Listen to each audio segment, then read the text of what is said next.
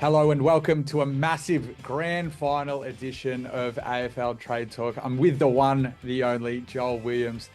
And I'm so excited to talk to you, Joel, because it's been a massive couple of weeks for you. But first, are you excited for the grand final? Yeah, pleasure to be here, Karl. And thrilled about the grand final. I think we've got the two best teams in it. So should make for a good contest. And yeah, as most of the world knows now, I've been pretty vested in Brisbane, not only this year but probably for the last couple of years. So great to see them back in it. We're going to just touch quickly on the Brownlow medal, but we can't do anything before I ask you, where were you and what were you doing when Calamachi and Cam Rayner kicked those two final goals in the last quarter against Geelong? Did you know that the Geelong Cats hit $1.30 on the exchange with only a couple of minutes to go? Where were you? What were you doing? How are you feeling? I wasn't sitting in my chair, I can tell you that. I was doing the pacing around the back of the couch. I was in Sydney for the first prelim and came home. So I was watching the second one at home with my wife, and she's not the biggest footy fan, unfortunately for her, because there's a lot of footy on in my household, but she was really invested in this game. So yeah, we were celebrating. It was such a great game of footy. I thought it was the best game of the year, to be honest. It was brilliant contest, and Geelong to hit the front again by a point after really Kyle Lohmann could have iced the game. Gee, it was a roller coaster of emotions. Yeah, that's a roller coaster I wouldn't have wanted to be on. But talk to us, give us a little bit of context about the trade, about the season. Keen to talk about how you traded in and out of the market, and for the people that don't know, that are watching, that are new to the show, what is trading? Yeah, so trading is being able to back or bet and bet against each team in the comp, and you're able to trade different prices throughout the year. And that's what that's what I employed throughout the 2024 AFL season. And I took a bit of an approach where I just pick off bits of value throughout the season. And we're talking about after each game, if I thought of an angle or was seeing something unfold with a particular team. And while the Brisbane position at the moment's being quite celebrated at the moment, the reality is, it wasn't just them that would find me in a good position for this grand final, and that's thanks to some smart trading throughout the year. I think I outlined on my Twitter, 413 bets on the market. So, it's no small amount of trades. But the advantage is, I guess, with the exchange is, you can bet both for and against teams at various times throughout the year and start to build a book, at whatever your level is in terms of liquidity and your bankroll. So let's talk about the season as a whole. How did you adjust your book with the ebbs and flows of the season? Because obviously Brisbane at one point of the year hit triple figures to win the premiership. So it makes for interesting trading. But how do you kind of predict things that are going to happen, and how do you pull the trigger on backing or laying something? Yeah, well, I think it's looking into things beyond the final score lines. You really need to dive into, not only expected scores and if they're overperforming or underperforming versus those, but understanding the situations that occurred, whether it be through injury or situations throughout games, and start to develop a bit of a read on who a team actually is rather than where they sit on the ladder at that particular time. So, Brisbane found themselves, 13th on the ladder, and midway through the year, and people were kind of writing them off. The reality was, the statistics said that they were really a top three side in the comp at that point in time. Still, they were just extremely inaccurate, wasteful, and really just not finishing off in games. So I was always keeping a close eye on the Lions, to speak about them specifically, but diving into some of those things with different teams is what can allow you to kind of grab some value when people might be not looking at that particular side at that particular time.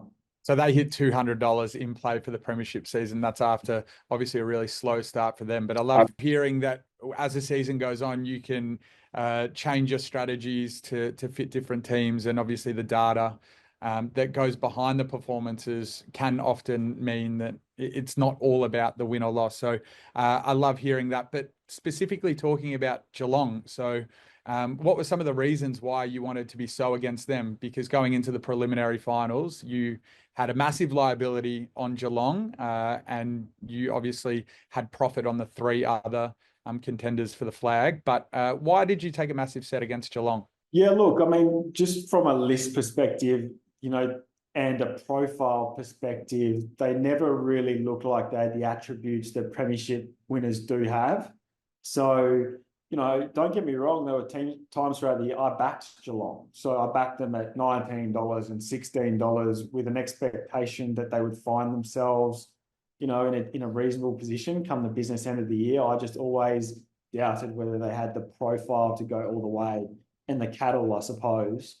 I thought they overachieved to push Brisbane where they got to. They gave me a real scare as well. So they did exceptionally well, and that's largely due to, the Chris Scott factor. But I guess like Hawthorn, who I was also against, that was the only top 8 team I was against as well.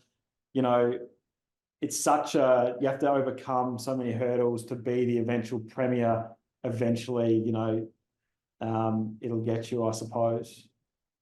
So just for the punters that are so interested in trading, what's the one most important bit of advice you're giving them if they're keen to potentially trade in next year's AFL Premiership market or Brownlow market? What's your advice to them?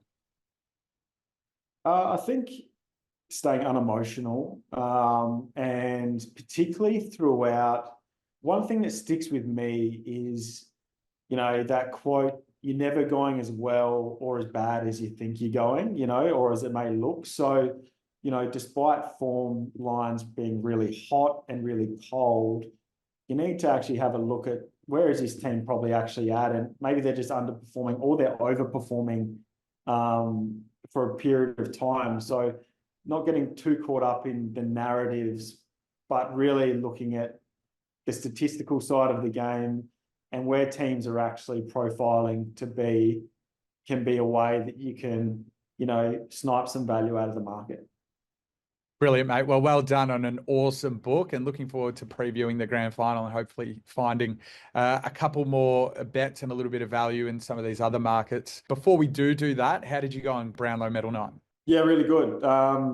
Funnily enough, had the least amount of bets that I've had in recent times on the Brownlow, but went pretty big on the only thing that mattered in the end, and that was Cripps winning. So I think we detailed on last week's show that he was my pick, and it was good. It was a pretty soft win in the end. I think we realised in about round 8 or round 9 that he could poll. He could win the count by anywhere from 7 to 10 votes, which is just an enormous lead. So he polled really well early and polled above expectations. So Nick Dacos actually polled above expectation in the latter half, which shows how big the margin could have been, because he still won by 7 votes. So it was over pretty quickly as we were following along. Remarkably, Dacos polled in more games than Patrick Cripps, and Cripps still won by a pretty significant margin. The other surprise of the night for me was Lachie Neale obviously didn't poll amazing, same as Marcus Bontempelli. They were surprises to everyone. But Zach Butters polled the most votes in the final 8 rounds, and he kind of went quiet, didn't he? Yeah, it's really interesting. You wonder, how much umpires read into narratives, and Lachie Neale was an unexpected winner, and everybody was saying he's such a great poller, and you wonder if umpires are listening to that, and then he gets almost negatively affected the following year because umpires are more aware of that. There's been a clear reaction to a historically good poller now polling well below expectation. No, I think you're absolutely spot on, and it just goes to show Neale didn't poll very well. We also kind of forgot that Brisbane were poor in the first half of the year, and you can't really get votes in games that you're not winning. Marcus Bontempelli was the other one, and I mean, it's probably goes even against a little bit what you're saying, is that maybe he, in some people's eyes, was robbed of a Brownlow medal last season because Lachie Neale polled in votes that games that he maybe shouldn't have. But this year he just wasn't in the race at all. I think at round 6 he got out to $75. Round 7, 8 he was $400 on the exchange and simply no chance. Yeah, he was the big surprise for mine, just because he's such an impactful player. I think just Treloar overpolled, which speaks to the accumulators still doing pretty well, as you alluded to. Yeah. But it was a good night. We backed Cripps, we laid Dacos, and we also laid Neil. So I was happy at the end of the night. Let's talk about the grand finals. Time for a big preview now. It's the first non-Victorian grand final since 2006. Obviously, we got Sydney and Brisbane. They ended up turning into two of the best teams of the year. I know Brisbane started slow, but they finished fantastic. I mean, interestingly, they just missed out on the top 4, but I don't think that matters too much. Turnovers are going to be critical in this game, so I'm looking forward to a very, very hot contest, as we always do in the grand final. But talk to me generally about Sydney. What are your thoughts on that side? There's a few talking points. Obviously, Callum Mills, is he going to play? Taylor Adams, Robbie Fox are also going to be in the mix. What are your thoughts on Sydney? Yeah, look, I mean, they were, the top finishing side, so they deserve to be here. The longer this goes without Mills being ruled out, the more likely I think he is to play. Look, I mean, Sydney, and they showed it again on the weekend, their run from half back and their scoring from defensive half, for mine, is their biggest weapon, That has to be the focal point for Brisbane to focus on, because the run of the likes of Blakey, Florent, Lloyd, they just murdered Port Adelaide. At halftime, Port Adelaide led the clearances 26-9, yet found themselves down by, 4 goals or whatever it was. So that's just incredible bounce from half back and scoring from defensive half. So that's the way I think Sydney can get Brisbane. And then probably one of Brisbane's strengths that is now an opportunity for the Swans is now Big O's out. So can Brodie Grundy gain a real ascendancy in the ruck? And, if Big O was playing, I'd say Brisbane have a real advantage around the contest in this game. But now we've got this unknown factor with Big O out. So that's a really important place where Sydney can potentially get an advantage around the contest. Yeah, it's a really interesting one. They have a couple of players that are under an injury cloud as well. So obviously Big O is not going to play. He's so important for Brisbane. Callum Mills, we spoke about before. Logan McDonald, an ankle injury there. He's likely to play, but he's going to be sore. I just wonder whether John Longmire has a little bit of trauma from Sydney's last grand final loss, where he went into the game picking Sam Reid and he had some injury issues, and he later said that he regretted that decision. Do you think Mills is a kind of similar situation, or would you be picking the captain? Look, it's hard to know because none of us really know the extent of the injury. But what it does sound like is they're going to put him through a training session today at 100%. So he needs to be 100% and get through that session. And if he does, then you play him. If he doesn't, or he's 90%, then I think you don't play him. So I think they will take that approach. It seems like to us, I mean, we heard he's did a hamstring. We don't know the severity of it. It could have just been a very light strain or pull, and he might be 100%. And if so, you probably bring in the captain. Well, Sydney coach John Longmire is 1-3 in grand finals. He's obviously seeking redemption from that last loss. He wouldn't want to make any bad decisions. But I want to ask you about, or talk about, Sydney's tools. So Sydney obviously excels in their intercept game. In all 18 wins that they've had this year, they've had more intercepts than their opposition. So it's obviously crucial for them. Talk to us about the Sydney tools and what they have to do to really help Sydney win that game. Yeah, well, I mean, they've got their hands full this week with a killer offense in the Lions. So, really, they have to be good behind the ball. We've found some of their tools struggle, against this Brisbane line. Joe Danaher has caused them issues in the past. And while their run from half back is their weapon, they have to play accountable football on the likes of, Loman, Rayner, Bailey, Cameron. There's so many weapons. So I guess if the Tors can get on top of Brisbane in this game in terms of the defensive half, it'll be a huge win for them because it's going to provide them a bit of calm. Look, Brisbane are as good as any side from scoring from forward half. So if you can get those intercepts and gain possession of the ball without it being, on the ground, it's going to help them along. It's going to go a long way for them to establishing some calm and then some bounce off half back in the way they want to play the game.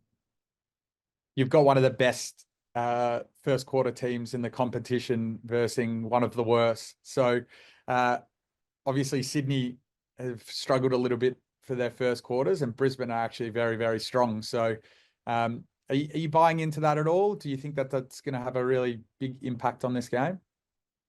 Look, there's a real narrative, and there's been a narrative around Brisbane also maybe having poor fourth quarters throughout the year, right? And, Sydney have been good enough where they could give teams leads and run out games really well, and they were able to do that. I just don't think they're going to be able to do that and still win this game against the Lions. So I look at the Lions in comparison, and people are talking about, their fade outs in games. But when you dive into that, they've actually gained tremendous ascendancy in games early when the game's hot, and then have potentially put their feet up a little bit in second halves and probably got a bit comfortable. And I think that's contributed largely to the Lions' fade outs in games because in the year, the last two finals, they found themselves behind and have had no trouble at all playing out games. So I think when the games are at their hottest, Brisbane are right there with them. And I just think Sydney need to start well here if they're going to win the grand final. They can't find themselves down 3, 4, 5 goals at quarter time against this side. Let's move to Brisbane. So Brisbane could be the second team to win a premiership outside of the top 4 since 2016. Brisbane are going to have a big job ahead of them trying to negate Sydney's influence through the corridor. Some of the players that you spoke about before off half back, Florent, obviously Blakey, all Australian. They've got a big job ahead of them this week. Yeah, they do. And look, they need to play to their strengths, obviously. So the good thing about Brisbane, everyone talks about their uncontested mark game, which is really important for them. But they're strong around the contest, and they need to be against the Swans this week because the Swans are extremely dangerous from points off clearance. So when they win the clearances, the Swans, they score at a really high rate. So Brisbane need to gain a real ascendancy around the contest. And I was diving into some numbers a little bit around these two teams. Over the last 5 games, interestingly enough, they've actually played a lot of the same sides. So it's really relevant when you start to look at some of these statistics. They've both played GWS, Essendon and Collingwood before the final series. They both played Essendon and Collingwood, and they both played GWS in the finals.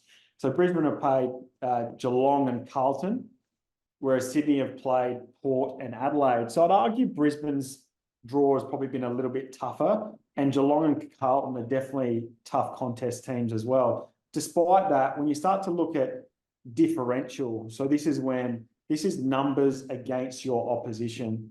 So this, I guess, takes away the factors of a certain game might be more contested than another game. We're looking purely at differential here. And Brisbane rank number 2 in contested possession differential. Sydney are 14. Brisbane ranked number 1 in ground ball gets differential, which is a big factor in finals. Number 1. Sydney are number 9. Clearance differential, Brisbane are best. Number 1. Sydney are 10. So there's some key here around some factors that are really important in finals that Brisbane are far and away the best side in the comp right now. And this is right now. This isn't over the whole season. This is right now. And there's no bias in terms of teams played when I look at these two sides. So they need to continue to dominate those areas. And if they do, Sydney are they're going to find it really hard to win this game. So Big O's the big one. He comes out. So that gives Sydney a chance to, I think, level up some of these numbers. But look, you know, as a whole, when we look at these two teams on the season, the Swans are number one for plus minus against expected score. They've been extremely accurate, but expected score takes into account, you know, the difficulty of these opportunities. And so when I look at expected score, I always think that teams performing above expected score have to come back at some point in time. And we saw that with Collingwood last year. They were dominating expected score and kind of regressed back to the mean in 2024. And, you know, conversely, the Lions ranked 14th against expected score. So they've got heaps of upside, yet have still found themselves in the grand final despite, you know, being so poor against expected score. So I see regression in Sydney. I see upside in the Lions. And that's why, I guess, at the moment, when I look at the prices for both sides, you know, I still see value in the Lions this weekend. I completely agree. Just the one factor, as you mentioned, is Oscar McInerney. All the stats that you mentioned, he plays a massive role in that, and he's a ridiculously underrated ruckman around the competition. Darcy Fort is a good player. He finds himself kicking goals a fair bit too. So, yeah, it's going to be interesting how he slots in to a very high pressure game after not playing too much footy. Obviously, their Brisbane VFL side made a preliminary final, but the AFL is obviously a different kettle of fish. I want to talk about, and you touched on them, Brisbane's kick mark strategy and how crucial that is. Obviously, in games where they have 100+ marks, they have a really strong record. Do you think that sort of football's got to hold up in a grand final? You obviously have to be very composed. You have to back in your foot skills. And with 100,000 person crowd, that might prove difficult. Yeah, look, I just think this particular uncontested mark game isn't exactly what it sounds like. So people think uncontested mark and they think low pressure. You know, Brisbane have been able to implement this in very high pressure games. And, you know, we saw on the weekend against Geelong, like, you know, they were able to switch gears and play in a very manic way when needed to. So while they absolutely leveraged the short kick in the uncontested mark to gain ascendancy and control of the game, I don't think they're reliant on an uncontested style of game. And that's what some of those numbers I alluded to before show, that they're great at the contested ball as well. So this isn't a one-trick pony here. This is a team that can switch gears when they need to.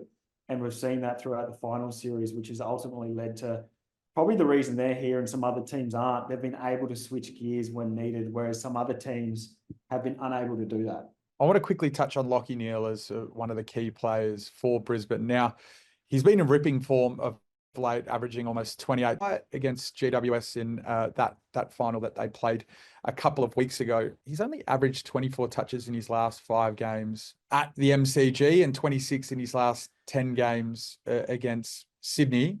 Does he get a little bit of attention? What do you think is going to happen with Lachie Neale? Yeah, James Rowbottom will go to him. So there's no reason why Sydney wouldn't go with that play, at least to begin the match, because Rowbottom finds himself in that midfield mix for the Swans. So I'd expect Rowbottom to go to him. It won't be a hard tag, but it'll be a defensive mid-roll.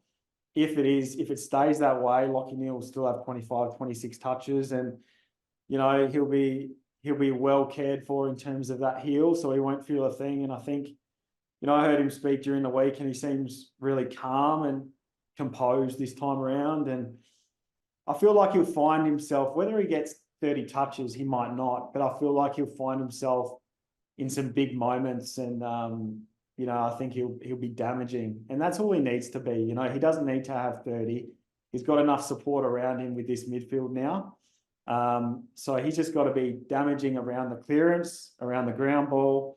And it's all you really need from Lachie Neale these days, fortunately for the Lions. So, yeah, that's the way I see his game playing out. He may not be a Norm Smith medalist if Brisbane were to win, but I think there's a high probability he plays well. Yep, spot on, Joel. Well, we're going to talk about some of the key players for both sides and then wrap that into a Norm Smith medal. But I'm keen to talk about a Norm Smith medal profile, because while the medal's won by a host of different kinds of players. I think you can historically profile what people look for in terms of their Norm Smith medal winner, and a couple of key stats or key indicators of what will win you a Norm Smith medal is obviously high disposals, clearances and contested possessions, much like a Brownlow medal kind of profile.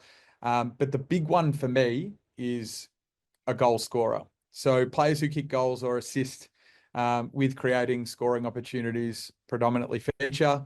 You look back at most of the last 20 Norm Smith medal winners, they're kicking at least a goal a game, if not more. So is there any key indicators or things that you like to look for when trying to find a Norm Smith medal winner? Yeah, I think it is that, midfielders that can games in different ways. Hugh McCluggage for the Lions might be that type. He had, I think it might have been 9 disposals in forward half last week, and always finds himself with a lot of shots on goal. For the Swans, I mean, they've got so many guys that fit that profile. Heeney, Warner, Gulden, they all hit the scoreboard. They all get a lot of the footy. They're all high impact players. So, I'd be leaning towards one of those that isn't going to get as much attention. Potentially Erroll Gulden. He'll probably find the most of the footy of those three and can still hit the scoreboard. Whereas I'd expect Josh Dunkley to go to Heeney at periods of time through this one. So, yeah, guys like Cam Rayner and Zach Bailey are, I think, popular picks because they can hit the scoreboard for the footy to, land, enough to win it. So just that stat exactly, most Norm Smith medal winners kick at least one goal in the grand final. Since 2000, only 6 winners didn't score a goal. One of them I can remember just off the top of my head was Brian Lake, and he's obviously a defender. So, all right, let's talk about some of the players that you're keen on for the Norm Smith medal. Let's start with Brisbane. Yeah, look, I mean, obviously Lachie Neale is the hottest chance, but in terms of value in the market, Hugh McCluggage presents a bit of value there, and what about somebody, you just spoke to Brian Lake, like if Harris Andrews really gets on top in this game, could we see that happen again for a defender? Josh Dunkley is probably going to have a more negating role, so I'd probably stay away from Josh Dunkley because of that. But I'd be looking elsewhere, Hugh McCluggage, Lachie Neale, and some people have said Charlie Cameron. I just think it's probably a little bit hard. He'd have to have 4 or 5 goals for him to actually get the medal, which is a bit of a stretch for me. So, yeah, those are the types for Brisbane. What about you for the Swans, Karl? Who do you think? For the Swans, I mean, I'm having a look at the market as a real indicator of who I want to back as well, who the bookies are laying and who they're keen on versus who the punters at Betfair are keen on.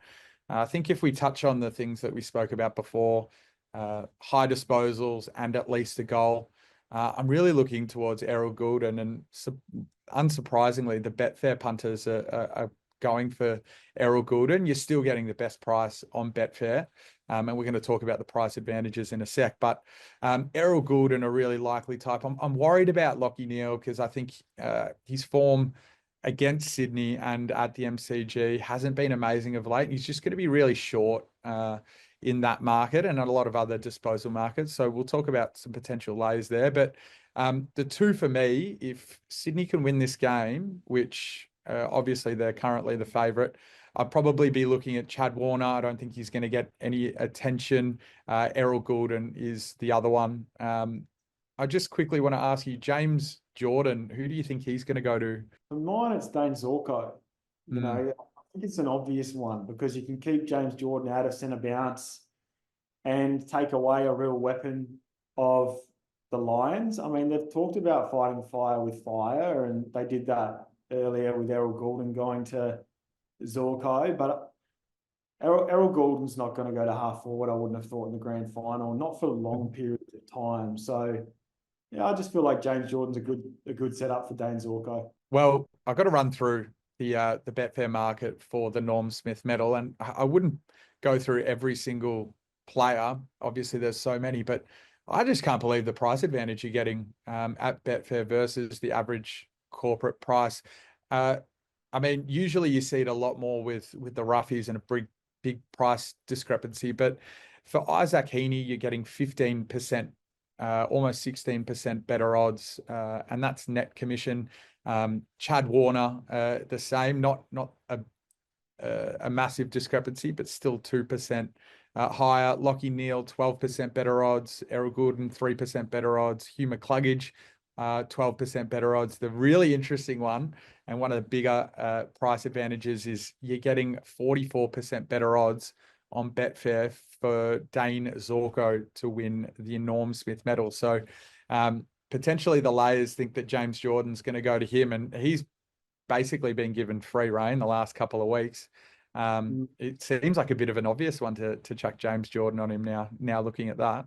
It does. And clearly some sharps are thinking the same thing in the market. So, yeah, I mean, I have these conversations with bettors every week, Carl. You know, like people say they want to win in the wagering game and that they want to, you know, bet with an edge.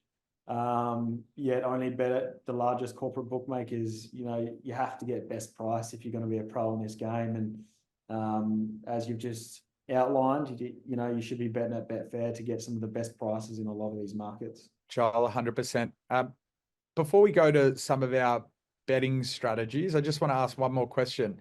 If there's a more of a value pick, obviously you mentioned Harris Andrews as one, but if there's more of a value pick for someone that's, you know, at the bottom of the market, who are you kind of looking at for that Norm Smith medal? I mean, I still see 16.50 is great value, and Hugh McCluggage is that. So, you know, he's probably my pick there in terms of likely. And then, you know, if we were to look at really down the list, you know, Harris Andrews at 65s, you know, James Rowbottom at 100s, you know, if he did a really good job on Lockie Neal, he's able to lay 11 tackles in a game, and has 20 or so disposals himself and kick a goal. Who knows? Maybe it's James Rowbottom, you know, in a bit of a flyer. So, yeah, 100 to 1 seems overs for mine for him.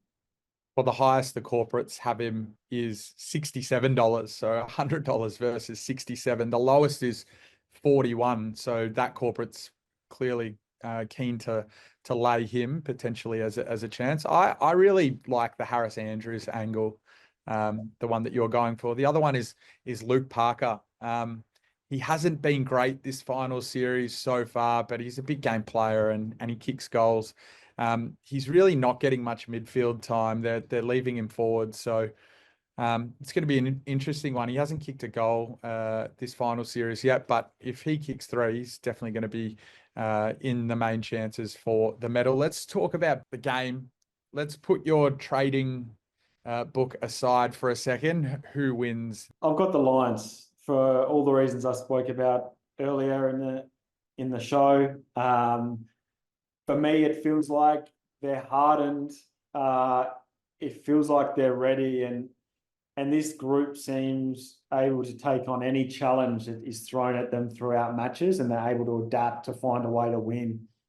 I believe they're a little bit more resilient than the Swans, and they're simply in better form over the back half of this year. So I'm going to take the Lions, my book aside, and I do hope they win. But in an honest, I guess, assessment of the game, I believe the Lions will win the grand final. I have this theory about the tougher game in the preliminary finals always goes on to win the grand final. And I declared Brisbane straight after the preliminary final. But then I remembered Oscar McInerney's not going to be playing. And that's just the little doubt I have in my mind about Brisbane. But I think at the odds, currently around 225 on Betfair, I think the value, they probably should be closer to $2. The way I'm going to play it, Joel, keen to hear your thoughts, but I'm going to be backing Brisbane pre-play at around that $2.25 mark. Given Sydney struggles with their first quarters, I'm thinking Brisbane are really strong with their first quarters. I'm thinking Brisbane may kick away a little bit. Their odds are going to shorten significantly. So what I'm going to do is I'm going to set my odds pre-play and lay Brisbane at $1.30. So hopefully can profit on either side of the bet if I get matched in play. If not, yeah, we'll have to see what happens, but I'm happy to ride Brisbane for that whole game. So let's talk about Norm Smith, who's your Norm Smith medal winner, and it could be different to who you're potentially backing as well. Yeah, sure. So, okay, if the Swans win, I'll take Erroll Gulden Mhm. for the Norm Smith. And if the Lions win, I'll take Hugh McCluggage. Some outsiders there for the Lions, Joe Danaher and Harris Andrews. For the reasons kind of I said before for the Norm Smith medal for Sydney, I'm going to be backing Errol Gulden because I'm just hoping he hits that between 25 and 30 touches mark, which is his average at the MCG. He also averages 1 to 2 goals at the MCG as well. So if he pulls that sort of game together and the Swans win, I think he's going to be your Norm Smith medalist. And I don't think he's going to cop too much attention from the opposition. For Brisbane, I agree with you, Hugh McCluggage, and he's been in ripping form lately. Yeah, he polled well in the second half of the year, and when Brisbane are winning, he's playing well. So Hugh McCluggage on that side. Any other bets that you're going to have? Disposal markets, how are you looking? Um, Look, I mean, like, I do expect there to be some points in this grand final. So 170.5 does seem a little bit low. I've got the line at 174.5. So I'm a little bit higher than the current total in the match. In terms of some disposal bets, we're going to see, I believe, more markets this week on the exchange and everywhere as it's the grand final. So I don't mind Tom Papley under disposals. He gets a really tough matchup in Starcevic. Papley's disposal average is based on some during the year time where he's going through the midfield. He won't go through the midfield at all on grand final day. He'll stay up front. He gets a tough matchup on Starcevic, and I think he'll probably land around that 10 to 13 disposal mark a high percentage of the time. And you can take under 14.5, under 13.5. Yeah, nice. And you'll get good odds there as well on Betfair. A couple for me. I mean, we spoke about it before. Lachie Neale, most disposals in Group A. I think he's around that $4.80 mark. I kind of said it before, averages 24 touches in his last 5 games and 26 in his last 10 games against Sydney. So he obviously gets a little bit of attention there and averages only 23 disposals in his last 5 games at the MCG.